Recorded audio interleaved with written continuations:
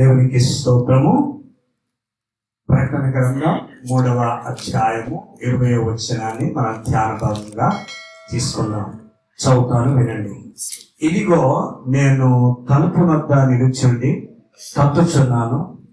ఎవడైనను నా స్వరం విని తలుపు తీసిన యెడల నేను అతని యొద్దకు వచ్చి అతనితో నేనును నాతో కూడా అతడు భోజనము చేయుదును. దేవునికి స్తోత్రము. దయచేసి జాగ్రత్తగా వాక్యాన్ని ధ్యానించాలి. మీ మనసులు ఇటువైపు ఉంచాలని మీకు ప్రేమపూర్వకంగా మనవి చేస్తూ ఉంటున్నాను. ప్రియమైనటువంటి వాళ్ళ ప్రతి వ్యక్తి జీవితం లోపల ప్రతి వ్యక్తిని దేవుడు దర్శించే ఒక సమయం ఉంటుంది. ప్రపంచం లోపల 850 కోట్ల మంది ప్రజలు ఉన్నప్పటికీ దేవుడు ప్రతి వారితోటి ఏదో ఒక సమయంలో నువ్వు మారు మనసు పొంది రక్షణ పొందాలని దేవుడు ప్రతి ఒక్క మనిషి యొక్క హృదయాన్ని తడుతూ ఉంటాడు. అది ఏ సమయమన్నా కావచ్చు. నువ్వు ఎంత భయంకరమైన స్థితిలో ఉన్నా దేవుడు ఒకరోజు నీ తలుపు తడుతాడు. ఆ తట్టినప్పుడు ఆయన మాటకు విధేయులమై ఆయన స్వరమును విని ఆయనకు లోపడి మన తలుపు తెరిచినట్టయితే, మన హృదయం అనేటువంటి తలుపును తెరిచినట్టయితే దేవుడు మన దగ్గరికి వచ్చి మనలోనికి వచ్చి మనతో ఆయనతో మనము భోజనము చేస్తామని దేవుని యొక్క వాక్యం సెలవిస్తుంది. స్తోత్రము. దేవుడు తలుపు తట్టినప్పుడు మనము తలుపు తీసేవారిగా, ఆయన స్వరం వినేవారిగా, ఆయనకు లోబడే వారముగా మనం ఉండాలి. తలుపు తట్టడం అంటే దేవుని యొక్క వాక్యం వినటం కదా. దేవుని యొక్క వాక్యం మీతో మాట్లాడటం. దేవుడు మీతో మాట్లాడినప్పుడు ఒకవేళ ఈ వాక్యము నేనే అనుకుంటే, నేను మాట్లాడుతున్నాను అనుకుంటే మీరు పొరపాటు చేసిన వాళ్ళు అవుతారు. ఇది నాది కాదు, దేవుని యొక్క వాక్యం. ఈ వాక్యాన్ని నీ హృదయంలో ముద్రించుకుంటే, వాక్యాన్ని నువ్వు జాగ్రత్తగా వింటే నీ జీవితంలో పట్ల ఆయన తలుపు తట్టినప్పుడు నీ తలుపు తెరిచినట్టయితే ఆయన నీలోనికి వచ్చి నీవు ఆయన నీతో కలిసి సహవాసం చేయడానికి వీలవుతుంది. కనుక ప్రతి వ్యక్తి జీవితంలో దేవుడు ఏదో ఒక సమయం లోపల తలుపు కడతాడు. కట్టినప్పుడే మనం తలుపు తీస్తే విధేయత. ఒకవేళ అనేక సార్లు మాట్లాడినా, అనేక సార్లు నీ దగ్గరికి వచ్చినా, అనేక సార్లు నీ తలుపు తట్టినా నువ్వు తీయకపోతే ఆ తర్వాత తీస్తే ఏమవుతుందంటే అది నిజమైన విధేయత అనగలదు. ఎప్పుడైతే దేవుని స్వరం వింటావో అప్పుడు లోబడడానికి ఇష్టపడాలి. ఇష్టపడ్డప్పుడు నీతో దేవుడు సహవాసం చేస్తానని దేవుని యొక్క వాక్యం సెలవిస్తున్నట్టుగా చూస్తూ ఉంటున్నాం. దేవునికి స్తోత్రము. జీవితంలో పట్ల ప్రతి మనిషికి కొన్ని ప్రత్యేకమైనటువంటి సందర్భాలను దేవుడు అనుగ్రహిస్తాడు. నీ జీవితాన్ని బాగు చేయాలని, నిన్ను ఆశీర్వదించాలని, నీవు ఉన్నతమైన స్థితిలో ఉండాలని దేవుడు ఆశిస్తాడు. ఇవన్నీ ఎప్పుడు మన జీవితంలో జరుగుతాయంటే దేవుడు నీతో మాట్లాడినప్పుడు, నీవు లోబడినప్పుడే ఇవన్నీ జరుగుతాయి. నువ్వు లోబడకపోతే నువ్వు లోక సంబంధమైనటువంటి జ్ఞానం మీద, లోక సంబంధమైనటువంటి విద్య మీద, లోక సంబంధమైనటువంటి అధికారం మీద, లోక సంబంధమైనటువంటి పరిస్థితుల మీద నువ్వు ఆధారపడి పర్వాలేదులే, నేనెందుకు ఇంత తొందరగా లోపడాలి అని అనుకున్నట్టయితే నువ్వు దేవుని స్వరం వినలేదు కనుక, వినవు కనుక, స్వభావం నీకు లేదు కనుక దేవుడు నిన్ను ఆశీర్వదించడానికి ఇష్టపడడు. ఎప్పుడైతే ఆయన స్వరం వినడానికి నువ్వు ఇష్టపడతావో తక్షణమే నిన్ను ఆశీర్వాద మార్గంలో నడిపించాలని దేవుని యొక్క చిత్తమై ఉంటున్నట్టుగా మనం చూస్తున్నాం. అందుకే జీవితంలో పట్ల అవకాశాలు ఎన్నోసార్లు రావు. అప్పుడప్పుడు కొన్ని అవకాశాలు మనకు వస్తాయి. ఆ కొన్నిసార్లు మన జీవితంలో అవకాశం వచ్చినప్పుడు దాన్ని మనం వాడుకుంటే, దాన్ని ఉపయోగించుకుంటే, మనం శ్రద్ధగా దాన్ని అనుకరిస్తే మన జీవితంలో పట్ల గొప్ప ఆశీర్వాదాలు మనం పొందేటువంటి వారు ఉంటున్నట్టుగా చూస్తూ ఉంటున్నాం. ఈరోజు ఈ వర్తమానానికి నేను పెట్టిన పేరు ఏంటంటే, ఆయన తలుపు తట్టినప్పుడు నువ్వు తీసినట్టయితే, నీవు తలుపు తట్టినప్పుడు పరలోకాన్ని దేవుడు తెరుస్తాడు. నీవు నీ హృదయాన్ని తెరిస్తే ఆయన నీ కొరకై పరలోకాన్ని తెరుస్తాడు. ఆయన తలుపు తట్టినప్పుడు నీ హృదయాన్ని నువ్వు తెరిస్తే నీవు ప్రార్థనలో ఆయనను తట్టినట్టయితే ఆయన పరలోకాన్ని తెరిచి పరలోకంలో ఉన్నటువంటి దీవెనలన్నీ కూడా నీ మీద నీ కుటుంబం మీద మరి కురిపించడానికి ఆయన ఇష్టపడేటువంటి దేవుడు. అందుకే మరి మనకి 3:10 ఏమంటే, నీవు నాకు ఇచ్చి శోధించినట్టయితే ఆకాశము పట్టజాలని దీవెనల చేత నేను నిన్ను ఆశీర్వదిస్తానని సెలవిచ్చినటువంటి తల్లి ఉన్నట్టుగా చూస్తూ వచ్చున్నాను. ఈ ఉదయకాల సమయం లోపట లేక ఈ మధ్యాహ్న కాల సమయం లోపట 2 వ్యక్తులను మీ ముందు ఉంచుతాను. దేవుని స్వరం విని లోబడినటువంటి వ్యక్తి, దేవుని స్వరమును నిర్లక్ష్యం చేసినటువంటి 2 వ్యక్తులను మీ ముందు ఉంచాలని ఆశపడుతున్నాను. మనందరికీ తెలిసిన వాక్య భాగమే, దయచేసి గమనిద్దాము.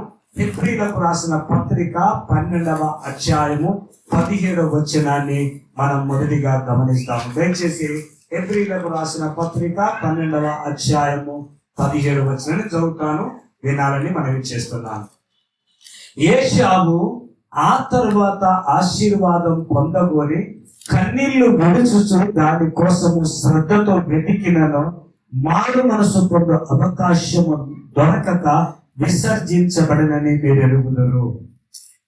మొదటి వ్యక్తి ఏశావు.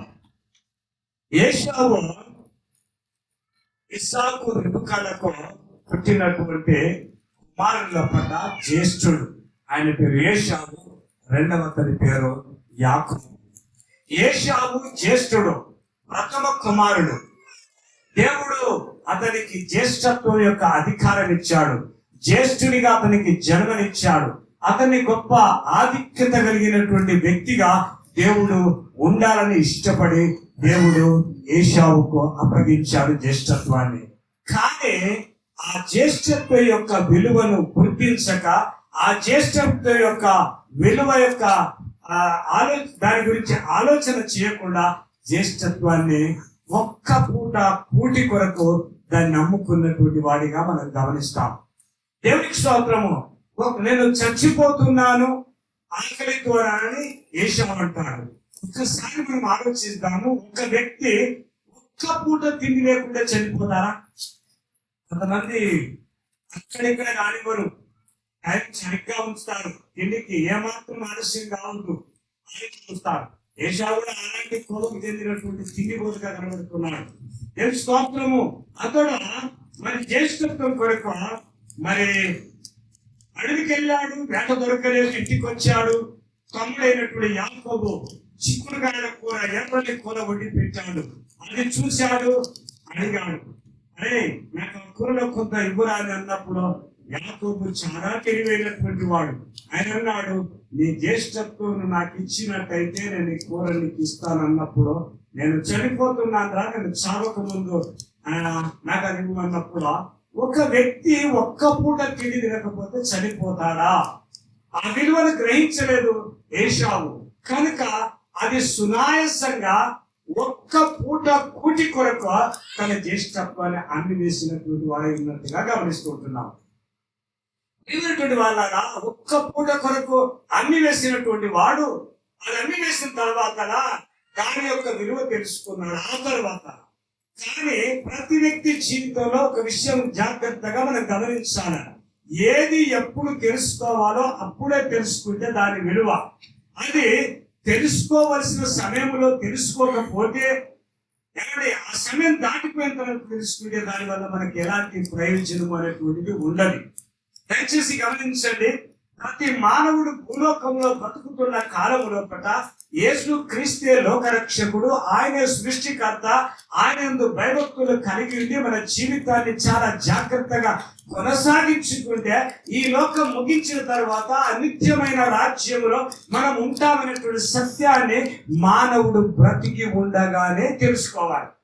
ఒకవేళ మానవుడు బ్రతికి ఉన్నప్పుడు ఆ సత్యమును గ్రహించకపోతే, చనిపోయిన తర్వాత నువ్వు ఎన్నిసార్లు ఏడ్చినా, ఎంత ప్రయాసపడ్డా దానివల్ల ప్రయోజనం మనకు కనిపించదు. అందుకే ఇక్కడ ఏశావు విషయంలో మరలా చదువుతాను, గమనించండి. ఏమంటాడంటే, ఏశావు ఆ తరువాత ఆశీర్వాదం పొందగోరి మొదటిగా అమ్మేసుకున్నాడు. ఆ తర్వాత దాని విలువ తెలుసుకోకుండా అమ్మివేశాడు.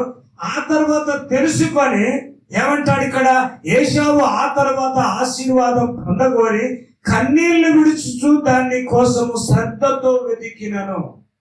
కన్నీళ్లు విడుచుకుంటూ శ్రద్ధతో దాన్ని వెతికాడు. కానీ శ్రద్ధతో వెతికినను మారు మనసు పొందు అవకాశము దొరకక విసర్జించబడని మీరు ఎరుగుదురు.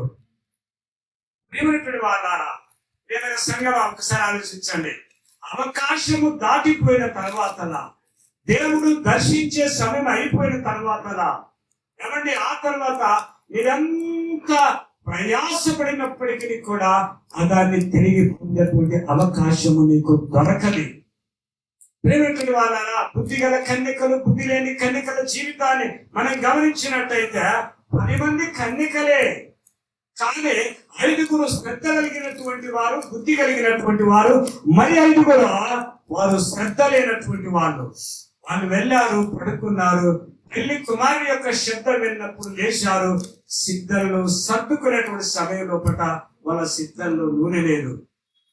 అప్పుడు వాళ్ళు కుంకుని రావడానికి వెళ్ళిన తర్వాత జరిగింది ఏంటంటే, ఆ తర్వాత పెళ్లి కుమారుడు వచ్చాను, తలుపు వేయబడదు. తలుపు వేయబడిన తర్వాత అది తెరవబడదు. నోవాహు దినముల్లో కూడా మనం అదే గమనిస్తాము. 120 సంవత్సరాలు నోవాహు బోధించాడు. బోధించిన కాలములో మనుషులు దాన్ని ఖాతరు చేయలేదు, దాన్ని లెక్క చేయలేదు. కానీ దేవుడు తలుపు మూసి వర్షం ప్రారంభించబడ్డ తర్వాత, ప్రచండమైన వర్షము కురుస్తున్న సమయంలో పడ్డ, అయ్యా మాకు తలుపు తెరుమని నోవాహును ప్రతిలాడినట్టుగా చూస్తుంటున్నాం. అంటే అవకాశం ఉన్నప్పుడు దేవుడు నీకు ఆ యొక్క సమయాన్ని నీ దగ్గరికి తీసుకొని వచ్చినప్పుడు, ఆ వర్తమానము నీకు ప్రకటించినప్పుడు, నీ దగ్గరికి వచ్చి చెప్పినప్పుడు నువ్వు దాన్ని లెక్క చేయలేదేమో. కానీ శ్రమ వచ్చినప్పుడు, శోధన వచ్చినప్పుడు, నష్టం వచ్చినప్పుడు నువ్వు తిరిగి దేవుని దగ్గరికి వస్తే, నువ్వెంత శ్రద్ధతో వెతికినా కూడా తిరిగి దాన్ని పొందేటువంటి అవకాశము నీకు దొరకదనే విషయాన్ని జ్ఞాపకం చేస్తున్నా. దేవునికి స్తోత్రము. దేవుడు వచ్చి మన హృదయాలను తట్టినప్పుడు, మన హృదయం అనేటువంటి ద్వారం దగ్గర నిలబడి మన హృదయ ద్వారాన్ని తట్టినప్పుడు అనేకులు దాన్ని లెక్క చేయకపోవచ్చు. కానీ ప్రియమైనటువంటి వాళ్ళారా, తలుపు తట్టినప్పుడు నువ్వు తీయలేకపోతే మరి దయచేసి గమనించాలా. ఏమవుతుందంటే అవకాశం పోగొట్టుకుంటావు, ఆ తర్వాత నీకు అది దొరకకపోవచ్చు. కాబట్టి దేవుడు నీతో మాట్లాడినప్పుడు నువ్వు లెక్క చేయకుండా, దాన్ని ఖాతరు చేయకుండా, నువ్వు లోబడకుండా, నువ్వు తగ్గించుకోకుండా నువ్వు చూసినట్టయితే నీ జీవితంలో పట్ల అవకాశాన్ని పొడగొట్టుకొని ఆ తర్వాత నువ్వెంత శ్రద్ధతో దాన్ని వెతికినా కూడా తిరిగి నీకు మళ్ళా అది దొరకనటువంటి పరిస్థితి రావచ్చేమో. దేవునికి స్తోత్రం. గమనించండి ఒక విషయము. ఈనాడు ఇంత స్వేచ్ఛగా, ఇంత చక్కగా, ఇంత మంచి వాతావరణంలో పట్ల మనం దేవుని యొక్క సన్నిధిలో చేరి దేవుని ఆరాధిస్తున్నాం. రాబోయే రోజుల్లో పట్ల ఈ అవకాశం మనకు దొరకకపోవచ్చేమో. మరి అవకాశం ఉన్నప్పుడు దాన్ని నువ్వు సద్వినియోగం చేసుకోకుండా, మరి అవకాశం పోయిన తర్వాత నేను దేవుని వాక్యం వింటాను, దేవునికి లోపడతాను, దేవుడు నాకు కావాలని చెప్పేసి అనుకుంటే అది నీకు దొరకకపోవచ్చేమో. అందుకే దేవుని వాక్యం ఇలా సెలవిస్తుంది, యెహోవా దొరుకు కాలమున ఆయనను వెతుకుడి, ఆయన సమీపంగా ఉండగా ఆయన్ని వేడుకోండి అని చెప్పి దేవుని యొక్క వాక్యం సెలవిస్తున్నట్టుగా చూస్తూ ఉంటున్నాం. దేవుడు ఏశావుకు మంచి అవకాశం ఇచ్చాడు, అతన్ని ఆశీర్వదించాడు, జ్యేష్ఠ కుమారునిగా అతనికి జన్మనిచ్చాడు, జ్యేష్ఠత్వం హక్కును అతనికి ఇచ్చాడు. కానీ తనకు తానుగా తన కాల రాసుకున్నాడు. సంఘంలో కానీ సమాజంలో కానీ మనకు ఒక ఆధిక్యత ఇవ్వబడ్డదంటే దాన్ని కాపాడుకోవాల్సిన బాధ్యత మన మీద ఎంతో ఉంటుంది. అవకాశం ఇచ్చాడు కదా అని దాన్ని దుర్వినియోగం చేసుకుంటే, దాన్ని మన ఇష్టానుసారంగా వాడుకుంటే, ఆ ఉన్న అవకాశం తీసివేసినట్టయితే ఆత్మకరణ ఎంత ప్రాధేయపడ్డా అది మరలా దొరకకపోవచ్చు నీకు కానీ నాకు కానీ. కాబట్టి అవకాశం ఉన్నప్పుడు, దేవుడు నీ తరపు కడుతున్నప్పుడు, దేవుని వాక్యం నీతో మాట్లాడుతున్నప్పుడు, దేవుడు నిన్ను హెచ్చరిస్తున్నప్పుడు నేను తగ్గించుకొని ఆయనకు విధేయురాలవై ఆయన మాట వినడానికి, ఆయన హృదయంలో చేర్చుకోవడానికి నువ్వు ఇష్టపడ్డట్టయితే నువ్వు ఆశీర్వదించబడతావు అని దేవుని యొక్క వాక్యాన్ని బట్టి నేను చేస్తున్నాను. మరి ఈ వ్యక్తి తనకిచ్చినటువంటి అవకాశాన్ని ఏశావు అతను దుర్వినియోగం చేసుకున్నాడు. రెండవ వ్యక్తి గురించి మనం కొన్ని ఆలోచనలు చేద్దాం. మనందరికీ తెలుసు, రెండో వ్యక్తి మోషే గురించి కొన్ని మాటలు మనం నేర్చుకున్నాం.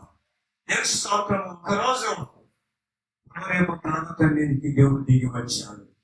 హోరేబు పర్వత మీదకి దేవుడు దిగి వచ్చి మండుచున్న పొద ద్వారా దేవుడు మోషేతో మాట్లాడాడు. మోషేతో మాట్లాడినప్పుడు దేవుడు అన్నాడు, మోషే, నువ్వు నిలబడినటువంటి స్థలము పరిశుద్ధమైనటువంటి స్థలము. మరి నీ కాళ్ళకున్నటువంటి చెప్పులను విడిచిపెట్టుకుని దేవుడి యొక్క మాటలు సాగిస్తున్నారు కదా.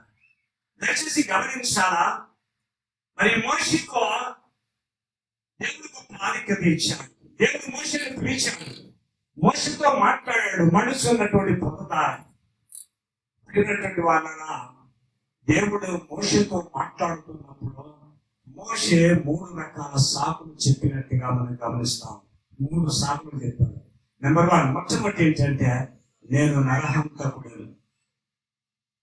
మోషే సేవ ఎలా ప్రారంభించాడంటే ఒకరి చంపి సేవ ప్రారంభించినట్టే కనబడుతుంది మోషే జీవితం. రెండవది, దేవుడు మాట్లాడుతున్నప్పుడు నేను నత్తివాడిని అన్నాడు. మూడోదేమన్నాడు? వాక్చాతుర్యమైనటువంటి వాడిని. మాత్రం మోషే దేవుడు పిలిచి దేవుడు మాట్లాడుతున్నప్పుడు మోషే 3 సాకులు చెప్పి తను తప్పించుకోవాలని ప్రయత్నం చేశాడు. మొదటిగా, నేను నరహంతకున్నయ్యా, నేను ఎలా యోగ్యుని అన్నాడు మొదటిగా. రెండవది ఏమంటున్నాడంటే, నాకు వాక్చాతుర్యము లేదు అంటున్నాడు. మూడవది ఏమంటున్నాడంటే, ఏమండి మూడవది, నేను నత్తివాడు. వాళ్ళ దేవుడు పిలిచినప్పుడు మోషే ఒప్పుకోకుండా తప్పించుకోవడానికి ఇంకా ఎవరినైనా ఎన్నుకోలేవు, ఇంకెవరినైనా నీకు సేవకులకు వాడుకో అని చెప్పేసి దేవునితో మాట్లాడినప్పుడు దేవుడు అన్నాడు, నువ్వు నత్తివాడవైనా, నువ్వు నరహంతకుడవైనా, వాక్చాతుర్యం లేని వాడవైనా, నీకు లోక సంబంధమైన తలాంతులు నువ్వు అనుకున్నటువంటి నీకు ఏమీ లేకపోయినా నేను వాడుకోవాలని ఇష్టపడ్డప్పుడు నేను ఖచ్చితంగా వాడుకొని లోకములో ఉన్నతమైన స్థానంలో నేను ఉంచుతానని దేవుని యొక్క వాక్యం సెలవిస్తుంది. దేవుని నామానికి మహిమ కలుగును గాక. దేవుడు మోషేతో మాట్లాడుతున్నప్పుడు మోషే సాకులు చెప్పి తప్పించుకునే ప్రయత్నం చేశాడు. కానీ నరహంతకుడైనటువంటి మోషే, వాక్చాతుర్యములైనటువంటి మోషే, మరి నత్తివాడైనటువంటి మోషే దేవునికి అప్పగించుకున్నప్పుడు లక్షల మందికి నాయకుడిగా ఉండేటువంటి కృపను పొందాడు. రెండవదిగా గమనించినట్టయితే నరహంతకుడైనటువంటి మోషే భూమి మీద ఉన్నటువంటి మనుషులందరిలోకెల్లా సాత్వికుడైనటువంటి పేరు పొందే రీతిగా దేవుడు అతన్ని వాడుకున్నట్టుగా మనం గమనిస్తూ వచ్చినాం. అంటే మనము దేవుడు పిలిచినప్పుడు, దేవుడు మనతో మాట్లాడినప్పుడు మనము లోబడడానికి, మనం తగ్గించుకోవడానికి, ఆయన మాట వినడానికి మనము ఇష్టపడ్డట్టయితే మన జీవితంలో పట్ల అద్భుతమైనటువంటి కార్యాలను మనం చూసేటువంటి వారిగా ఉంటాము. లోబడితే మరి నీ ప్రాంతములో పట్ల, నీ ప్రజల మధ్యలో నిన్నెక్కడ అవమానపరిచారో, ఎక్కడ బలహీనుడన్నారో, ఎక్కడ పనికి వానిగా గుర్తించారో అదే స్థలములో నిన్నొక ఘనునిగా, గొప్పవాడిగా, సమాజంలో ఎన్నికైనటువంటి వాడిగా నిలబెట్టేటువంటి శక్తిమంతుడు మన దేవుడై ఉంటున్నట్టుగా మనం గమనిస్తూ ఉంటున్నాం. దేవునికి స్తోత్రం. అందుకే ఆయన తలుపు తట్టినప్పుడు నీ హృదయమైనటువంటి తలుపును నువ్వు తెరిచినట్టయితే, నువ్వు ప్రార్థన చేసి నువ్వు పరలోకాన్ని తట్టినట్లయితే ఆయన పరలోకాన్ని తెరిచి అద్భుతమైనటువంటి దీవెనలతో నిన్ను నన్ను ఆశీర్వదించేటువంటి గొప్ప దేవుడై ఉంటున్నట్టుగా మనం గమనిస్తూ ఉంటున్నాం. అందుకే ప్రియమైనటువంటి వాళ్ళ దేవుడు మన జీవితంలో తలుపు తట్టినప్పుడు ఏమండి, లోక సంబంధమైనటువంటి తలాంతుల మీద, లోక సంబంధమైనటువంటి వాటి మీద నువ్వు ఆధారపడకుండా, నీ జ్ఞానం మీద, నీ విద్య మీద, లేక నీ ఉన్నతమైన అధికారం మీద, లోక సంబంధమైన వేటి మీద నువ్వు ఆధారపడకుండా దేవుని మీద నువ్వు ఆధారపడ్డట్లయితే నష్టపోయిన ప్రతి దాన్ని కూడా ఉన్నతమైన స్థితిలో దేవుడు నీకు అనుగ్రహించేటువంటి దేవుడై ఉంటున్నట్టుగా మనం గమనిస్తూ ఉంటున్నాం. దేవుడు అన్నాడు ఇక్కడ ఏమనంటే నేను హృదయం అనే ద్వారం దగ్గర నుండి నేను తలుపు తడుతూ ఉన్నాను. అందుకే మనం ఏం చేయాలంటే ఆయన హృదయం అనే ద్వారం దగ్గర ఉండి తలుపు తట్టినప్పుడు మనము తలుపు తెరిచినట్టయితే ఆయన అంటున్నాడు, అడుగుని నీకు ఇవ్వబడను. నీవు తట్టాలి తలుపు ఎప్పుడంటే నీ జీవితంలో ఉన్న నీ అవసరతల కోసం, నీ అక్కర్ల కోసము, నీ అభివృద్ధి కోసం, నీ ఆశీర్వాదం కొరకు నీవు తలుపు తట్టినట్టయితే, ఆయన నువ్వు హృదయాన్ని తెరిచినట్టయితే ఆయన పరలోకాన్ని తెరిచి విస్తారమైనటువంటి దీవెనల చేత నిన్ను నన్ను ఆశీర్వదించేటువంటి గొప్ప దేవుడై ఉంటున్నట్టుగా మనం గమనిస్తూ ఉంటున్నాం. అందుకే ప్రియమైనటువంటి వాళ్ళారా, తలుపు తట్టినప్పుడు విధేయత చూపేటువంటి మంచి మనసు నీకు నాకు ఉండగలిగినట్లయితే, ఆయన యొక్క స్వరాన్ని మనం వినగలిగితే అద్భుతమైనటువంటి శారీరక, మానసిక, ఆధ్యాత్మిక పరిస్థితుల్లో ఆశీర్వదించేటువంటి గొప్ప దేవుడై ఉంటున్నట్టుగా మనం గమనిస్తూ ఉంటున్నాం. దేవునికి మహిమ కలుగును గాక. ఒకరోజు పేతురును, అపోస్తలుడైనటువంటి పేతురును బంధించి హేరోదు రాజు చెరసాలలో వేశాడు.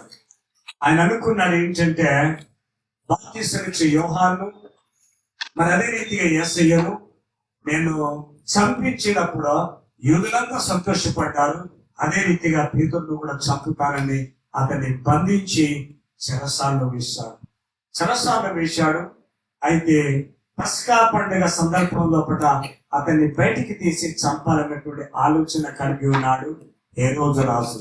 అయితే సంఘమంతా కూడా కలిసి అపొస్తలుల కార్యం 12వ అధ్యాయంలో ఆ వాక్య భాగాన్ని మనం గమనిస్తాం. సంఘమంతా కలిసి అత్యాసక్తితో ప్రార్థన చేస్తూ ఉన్నారు. ఎవరి కొరకంటే పేతురు కొరకు. సంఘాన్ని నడిపించే గొప్ప నాయకుడు పేతురు కనుక పేతురును ఒకవేళ హేరోదు రాజు చంపివేసినట్టయితే సంఘము చల్లాచెదరైపోతుంది. కనుక ఆ గ్రహించిన సంఘమంతా కలిసి ఏం చేసిందంటే పట్టుదలతోటి ఆ రాత్రంతా కూడా వాళ్ళు బహు భారముగా అత్యాసక్తితో దేవుడు మా ప్రార్థన వినాలని కన్నీటితోటి దేవుని యొక్క పాదాలు తడుపుతున్నట్టుగా మనం చూస్తాము. దేవునికి స్తోత్రము. ఆ రాత్రంతా వాళ్ళు కన్నీటితోటి అత్యాసక్తితో ప్రార్థన చేసినప్పుడు మరి దేవుని నామానికి మహిమ కలుగును గాక. వారి ప్రార్థన విన్నటువంటి దేవుడు పరలోకం నుంచి దేవుని దూతను పంపాడు. దేవుని దూత పరలోకం నుంచి వెళ్ళి పేతురు బంధించబడ్డ చెరసాలలోకి వచ్చాడు. పేతురు దగ్గరికి దూత రాగానే పేతురు సంఖ్యలు వేయబడి ఇరు సైనికుల మధ్యన అతడు పడుకొని ఉన్నాడు. దేవదూత పేతురు యొక్క గదిలోనికి రాగానే అతనికి ఉన్న సంఖ్యలు ఊడిపోయాయి, గదంతా వెలుగైపోయాది. మరి కాపలా కాస్తున్నటువంటి వారు పడిపోయారు. ఆ తర్వాత దేవదూత మంచి నిద్రలో ఉన్నటువంటి పేతురు లేపాడు. దేవుని స్తోత్రము. ఇక్కడ ఒక విషయాన్ని గమనించాలి మనం అందరం కూడా. పేతురికి ఎంత ధైర్యమో, ఎంత నమ్మకమో. తెల్లవారితే పేతురును చంపుతారు. రేపు చచ్చిపోయేవాడికి నిద్ర పడుతుందా? రేపు చచ్చేవాడికి నిద్ర పడుతుందా? కానీ మీకు విషయం తెలుసా, పాతాళంలో తాళపు చేయలన్నీ కూడా పేతురు జేబులో ఉన్నాయి. ఆ తాళపు చేయలు నా దగ్గరనే ఉంటే నన్ను చంపేవాడు ఏ రాజరికం కానీ ఈ సింహాసనాలు కానీ ఏవి కూడా నన్ను చంపలేవు. అంత నిశ్చింతగా అక్కడ ఉన్నటువంటి సైనికులు అనుకున్న మాట ఏంటంటే, తెల్లవారితే వీడు చనిపోతాడు, వీడు మహారాజులాగా నిద్రపోతున్నాడు, మనమేం కాపలాదారులా కాపలా కాస్తున్నాము అని చెప్పేసి సైనికులు అనుకున్నారు. నిజమే, దేవుని యందు విశ్వాసం ఉంచిన వారికి ఉండేటువంటి ధైర్యము, ఉండేటువంటి నిబ్బరం ఏంటంటే తెల్లవారితే పేతురు చనిపోతాడు. కానీ పేతురుకు తెలుసు, నా దేవుని లేకుండా వెంట్రుక కూడా రావడానికి వీలు లేదన్న సంగతి పేతురుకు తెలుసు. కనుక నిశ్చింతగా నిద్రపోతున్నట్టుగా చూస్తూ ఉంటున్నాం. దేవుని స్తోత్రంలో జీవితంలో అనేకమైన సమస్యలు ఉన్నప్పుడు వ్యక్తిగతంగా మనం ఎంతో కృంగిపోతాము.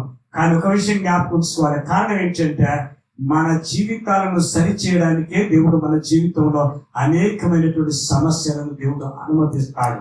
అనుమతించినప్పుడు మనము మన భారమంతా కూడా ఆయన మీద మనం వేసే వారిగా ఉండాలి. అందుకే దేవుని వాక్యం ఇలా సెలవిస్తుంది, నేను మిమ్మల్ని గురించి చింతిస్తున్నాను కాబట్టి మీ చింత యావత్తో నా మీద వేయండి. కనుక మన చింత దేవుని మీద వేసినప్పుడు ఆయన భరించి సహించేటువంటి దేవుడు, మన ప్రతి పరిస్థితి నుంచి కూడా మనను తప్పించడానికి, విడిపించడానికి సామర్థ్యం కలిగినటువంటి దేవుడు. అందుకే ఆది సంఘానికి వచ్చినటువంటి ఈ శ్రమలో, ఈ బాధలో సంఘమంతా కలిసి అత్యాసక్తితో వేద సేవకుడైనటువంటి పేతురు కోసం, అపొస్తలుడైనటువంటి పేతురు కోసం వాళ్ళు ప్రార్థన చేస్తూ ఉన్నారు. దేవుని దూత వచ్చింది, వెలుగు వచ్చింది, సంఖ్యను విడిపించాడు. తర్వాత పేతురును తట్టాడు, లేపాడు. నీ నడుము కట్టుకో. మరి పేతురు నడుము కట్టుకున్నాడు, తన బట్ట భుజం మీద వేసుకున్నాడు. దేవుని యొక్క దూత పోతరొచ్చాడు. అతను ఎక్కడికి వస్తున్నాడు? ఇదంతా కూడా పేతురు ఏమనుకున్నాడంటే ఇది దర్శనము అనుకున్నాడు. కానీ అది వస్తున్నప్పుడు ఏం జరిగిందంటే, అది రాగానే మెయిన్ డోర్ దగ్గరికి రాగానే ఎలా ఈ రోజుల్లో డోర్ ఎలా ఉంటుందండి? పెద్ద పెద్ద హోటల్స్కి వెళ్ళామనుకోండి, ఆ హోటల్లో మనం వెళ్ళి దర్వాజా తీయవలసిన అవసరము, డోర్ తీయవలసిన అవసరం లేదు. మనం పోయి నిలబడగానే ఆ దర్వాజా ఏమైపోతుంది?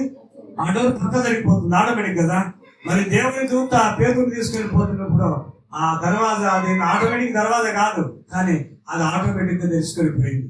ఏం స్తోత్రం! పేతురుని తీసుకెళ్ళి బయటకు వచ్చేసి ఎక్కడ వదిలిపెట్టాడు అంటే, ఎక్కడైతే సంఘం ప్రార్థన చేస్తుందో ఆ స్థలంలో తీసుకొచ్చి వదిలిపెట్టినట్టుగా మనం గమనిస్తూ ఉంటున్నాం.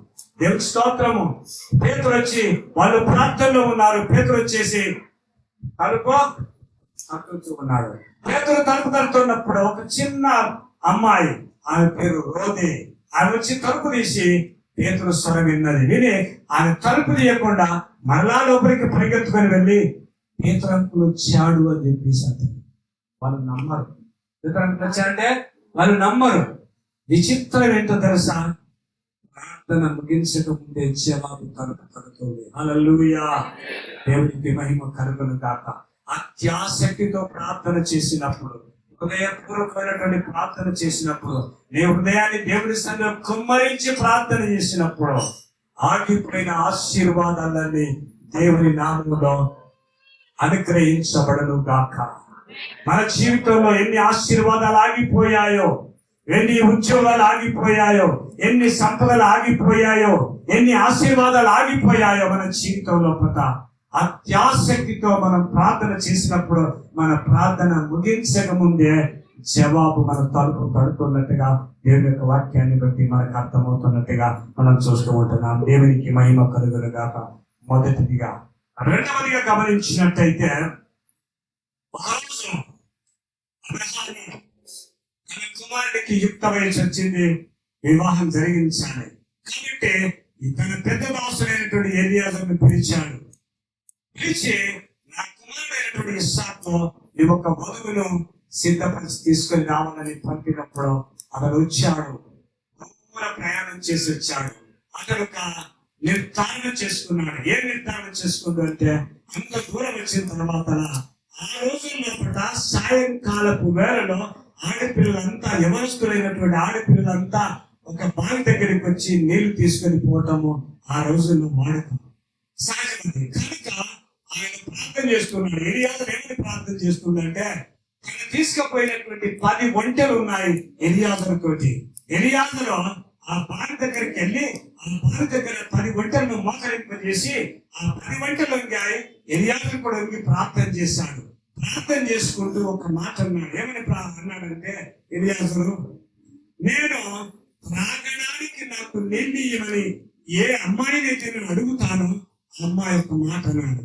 ఏమన్నాడంటే, నీకు మాత్రమే కాదు నీ వంటలకు కూడా నేను నీళ్లు పోస్తానని అనాలి. అట్లా అన్నటువంటి అమ్మాయి మాత్రమే నా యజమాని యొక్క కుమారుడైన ఇస్సాకునకు తగినటువంటి వధువు అని చెప్పేసి నేను నిర్ధారణ చేసుకుంటానని చెప్పేసి అనుకున్నాడు ఎలియాజరు. అయితే జరిగింది ఏంటంటే, ఎలియాజరు మోకరించాడు, అతనితో పాటు 10 ఒంటెలు మోకరించాడు. అంటే ఒక విషయం గమనించాలి. అబ్రహాము ఇంటిలో ఉన్న ఏ వస్తువును కదిలించినా కూడా ఏం కనబడుతుందంటే, ప్రతి వస్తువు కూడా ప్రార్థన చేసేటువంటి అలవాటు కలిగినట్టుగా మనం చూస్తాం అక్కడ. అందుకే 10 ఒంటెలు కూడా ఎలియాజరుతో పాటు అవి మోకరించినట్టుగా మనం చూస్తాము. అందుకే వాళ్ళు ప్రార్థన చేసి, ప్రార్థన ముగించక ముందే, ప్రార్థన అయిపోకముందే మరి ఆయన కళ్ళు తెరిచి చూడగానే ఒక చక్కటి అమ్మాయి, ఆ చిన్నది చక్కనిది కడవ భుజం మీద పెట్టుకొని ఆ వారి దగ్గరికి వచ్చారు. ఆ బావి దగ్గర రాగానే ఎలియాజరు ఉన్నాడు. ఏమన్నాడంటే ఎలియాజరు, అమ్మా కొన్ని త్రాగడానికి నీళ్లు పట్టమని నీళ్ళు అవసరమన్నా కానీ ఆ అమ్మాయి అన్నది, నీకు మాత్రమే కాదు, అంకుల్ అన్నాదో సారన్నదో తెలియదు కానీ అంకుల్ నీకు మాత్రమే కాదు, నీ వంటలో కూడా నేను నీళ్లు చేదిపోస్తానని చెప్పేసి అన్నాడు. ఆ బిడ్డ ఏం చేసిందంటే గమనించండి, మరి అక్కడ రేపుకాలను సిద్ధపరచడానికి ఆయనను ఎంపిక చేయడానికి కారణం ఏంటంటే 10 ఒంటెలు ఉన్నాయంటే ఒక్క ఒంటె ఎన్ని నీళ్లు తాగుతుందో ఒకసారి ఆలోచించాలి. ఎన్ని నీళ్ళు తాగుతుందండి? మినిమం అంటే తక్కువ అంటే 30-40 బిందెలు అయితే తాగుతాడు. ఇతని కంటే ఒక కడవ వచ్చింది అయిపోతుంది. కానీ నీకు మాత్రమే కాకుండా నీ ఒంటెలకు కూడా నేను నీళ్లు పోస్తానన్న మాట అన్నప్పుడు అప్పుడు ఎలియాజరు నవ్వుకుంటాడు. ఆకాశం వైపు చూసి, నేను వచ్చిన పని సఫలం చేసినటువంటి నా దేవుడు తన దూతను పంపి నా కార్యమును సఫలం చేశాడు అని చెప్పేసి ఎలియాజరు తలస్తాడు. దేవుని స్తోత్రము. మరి రిబకా కూడా మరి 10 ఒంటెలకు సరిపోయేది నీళ్లు బావిలోనికి దిగాల తెచ్చిపోయాలి. బావిలోనికి దిగాల తెచ్చిపోయాలంటే 10 ఒంటెలు, ఒక్కొక్క ఒంటె 10 బిందెలు అనుకుందాం, 100 బిందెలను పోయా. మరి అంత ప్రయాసముతోటి ఆ బిడ్డ ఎలియాజరుకు పోసింది. తర్వాత 10 ఒంటెలకు సమృద్ధిగా నీళ్లు పోసింది. 100-200 బిందెల నీళ్లు పోసింది. అంటే అక్కడ ఏం గమనించాడు అంటే ఎలియాజరు, ఈ బిడ్డ చాలా కష్టపడి పని చేసేటువంటి బిడ్డ అని చెప్పేసి గమనించాడు. ఈనాడు చాలా మంది మనం గమనిస్తే సోమరులు చాలా మంది ఉన్నారు. ఎందుకంటే వారి జీవితంలో పెద్ద ఆశీర్వాదం పొందకపోవడానికి గల కారణం ఏంటంటే సోమరులు. ఒక మాట చెప్తాను, గమనించండి. పేదవాడిగా పుట్టడం నీ తప్పు కాదు, కానీ పేదవాడిగా చనిపోవటం నీ తప్పు. ఎందుకంటే దేవుడు నీకు ఏ తల్లిదండ్రులకు కుమార్తెగా ఇస్తాడో తెలియదు, అది నీ తప్పు కాదు. కానీ పుట్టిన తర్వాత నీవు కష్టపడి పని చేసేటువంటి తత్వం కలిగి ఉండాలి. పేదవాడిగా పుట్టడం నీ తప్పు కాదు, కానీ పేదవాడిగా చావటం నీ తప్పు. మరి రిబకా ఆ కుటుంబంలో పడ్డ తల్లిదండ్రులకు ఎంతో ప్రియమైనటువంటి బిడ్డ, మరి అన్నముల మధ్యలో ఎంతో ఇష్టమైనటువంటి సహోదరి. కానీ ఆ బిడ్డకున్న నేచర్ ఏంటంటే కష్టపడేటువంటి నేచర్ ఆ బిడ్డకున్నట్టుగా చూస్తున్నాం. అందుకే ఎలియాజరు తాను నడిపించినటువంటి దేవునికి కృతజ్ఞతాస్తుతులు చెల్లించి ఆ బిడ్డను మరి ఎలియాజరు ఇస్సాకు కొరకైన బదులుగా తీసుకొని వచ్చినట్టుగా మనం గమనిస్తూ ఉంటున్నాం. దేవునికి స్తోత్రం. ఇక్కడ కూడా మనం విషయం గమనిస్తాం, ప్రార్థన ముగించకమునిపే జవాబు తలుపు తట్టినట్టుగా మనం చూస్తూ ఉంటున్నాం. గంటల కొద్ది ప్రార్థన చేయటం కాదు, ఏమంటే గంటల కొద్ది ప్రార్థన చేయటం కాదు. రెండవదిగా బైబిల్ పరిశుద్ధ గ్రంథంలో ఉన్న జ్ఞానమంతా నీకు అవసరం లేదు, కానీ నువ్వు నమ్మిన దేవుని మీద ఆధారపడి నువ్వు హృదయపూర్వకమైనటువంటి కృతజ్ఞతతో కూడినటువంటి దేవుడు తప్పకుండా నా ప్రార్థన ఆలకిస్తాడు, ఆయనే నా జీవితానికి సమస్తం అనుకొని నువ్వు ప్రార్థన చేసిన కొద్ది నిమిషాలు నువ్వు ప్రార్థన చేసిన జవాబు నువ్వు తక్షణమే పొందుతావని సత్యము ఈ వాక్యాన్ని బట్టి మనకు అర్థమవుతున్నట్టుగా చూస్తూ ఉంటున్నాం. అందుకే ప్రియమైనటువంటి వాళ్ళ ఈ వర్తమానానికి పెట్టినటువంటి పేరు ఏంటంటే, ఆ దేవుడు నీ హృదయం అనే ద్వారము దగ్గర నిలబడి ఆయన తలుపు తట్టినప్పుడు నువ్వు లోబడి నీ హృదయం అనే ద్వారం తెరిస్తే ఆయన నీలోనికి వచ్చి నీతో ఆయనతో నీవు కలిసి సహవాసం చేస్తారు కదా. కనుక ఆయన తలుపు తట్టగానే నీ హృదయం తలుపు తీసేటువంటి విధేయత నీ జీవితంలో ఉండాలి. ఆ రీతిగా ఆయన తలుపు తట్టగానే నువ్వు తలుపు తీసినట్టయితే ఆయన కూడా నీ అవసరతలో ఉన్నప్పుడు, నీ అక్కరలో ఉన్నప్పుడు, సమస్యలో ఉన్నప్పుడు, నీవు కోరుకున్నది పొందాలనుకున్నప్పుడు నీవు కూడా ప్రార్థనలో పడ్డ అడుగుడి మీకు ఇవ్వబడను అనేటువంటి వాగ్దానాన్ని మత్తయి సువార్త 7:7 నీ చేత పట్టుకొని నీవు కూడా పరలోకాన్ని తాకినప్పుడు ఆయన కూడా పరలోకాన్ని నీ కొరకు తెరుస్తాడు. దేవుని నామానికి మహిమ కలుగును గాక. కనుక మొట్టమొదటిగా నీ జీవితంలో ఉండవలసిన లక్ష్యం ఏంటంటే, దేవుడు నీతో మాట్లాడినప్పుడు లోబడే స్వభావం నీకు ఉండాలి.